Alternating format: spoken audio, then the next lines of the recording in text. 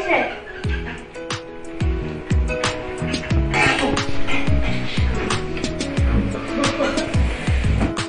Шағамын, мен сені қараңғы, тар жерден тұтқыннан шығардым.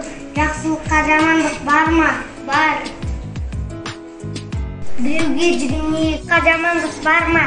Жақсылыққа жамандық бар. Не үшін десеңіз, мен адамның ауыр жүгін мүлкіп, тасып өмірімше қызмет атқарып, жанынан қалдырмайды.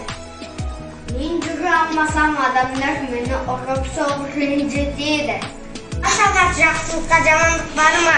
Жақсылыққа жамандық бар. Не үшін десеңіз, менің жемісіммен қанша адам күн көріп пайдаланса да, жемісімді қолымен алмай, түбінен орып, жерге түсіріп жейді.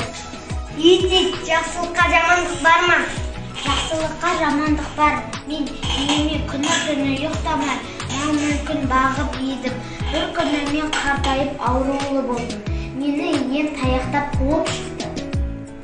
Ассалаумағалейкум, ата. Жақсылыққа жамандық бар ма? Әй ата, бекер сөйлейсің. Осы қолындағы кіп-кішкентай қобдиға мойнына үш оралған әбдік-жуан сиыршы ма еді? Я, бұл сөз рас.